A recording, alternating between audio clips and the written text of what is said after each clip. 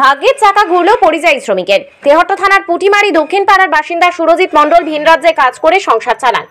গত 25শে ডিসেম্বর মহারাষ্ট্র থেকে বাড়ি ফিরেছেন সুরজিৎ। শুক্রবার বন্ধুর মারফত জানতে পারেন লটারিতে তিনি 1 কোটি টাকা পেয়েছে। সুরজিতের 1 কোটি টাকা পাওয়ার খবর সারা গ্রামে ছড়িয়ে গেলেও দেখা নেই সুরজিতের। সুরজিৎ রাতটা কৃষ্ণনগরে কাটানোর পর আজ তেহট্ট থানার দ্বারস্থ হন। 1 কোটি টাকা পেয়ে খুশি সুরজিৎ সহ তার পরিবার। দেখা যাচ্ছে আপনি যেটা শোনাও যাচ্ছে 1 কোটি পেয়েছেন টিকিটে, কি বিষয়, কিভাবে পেলেন? আমি কাল সকালে মাকে নিয়ে ডাক্তারখানায় গেছিলাম পরনিপুর। মাকে ডাক্তারখানা নিয়ে গিয়ে আমি 2টো টিকিট কেটেছিলাম। টিকিট কেটে বাড়ি চলে যাই। বাড়ি গিয়ে মাঠে যাই, ধানের খেতে যাই, রায় খেতে যাই। আর যখন 1:45 বাজে যে লটারি এজেন্ট সে আমাকে ফোন করে বলে তোমার টিকিটের লাস্ট টিকিট 38। আমি বললাম আমি তো সঠিক জানি না, তাহলে আমি চেক করে বলছি।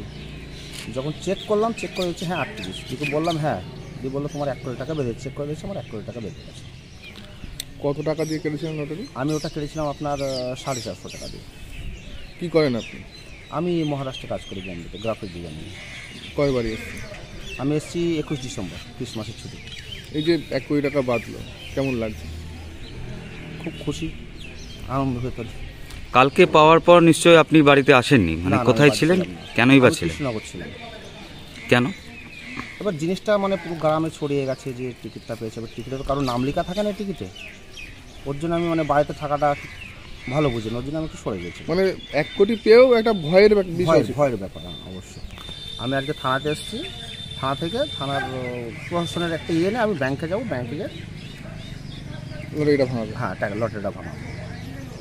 বাড়ির লোক এরকম কি বলছে? বাড়ির লোক খুশি আছে। এই যে না বলে মনে বাড়িতে একটা ছোটো কিছু ব্যবসা করবো। পরিযায়ী শ্রমিক থেকে ভাগ্যের চাকা ঘুরলো, এবার বাড়িতে একটা কিছু করবো, ছোটোখাটো ব্যবসা বাণিজ্য একটা করবো। আপনার নাম? আমার নাম সুরজিৎ মণ্ডল, বাড়ি পুটিমারি দক্ষিণ পাড়া।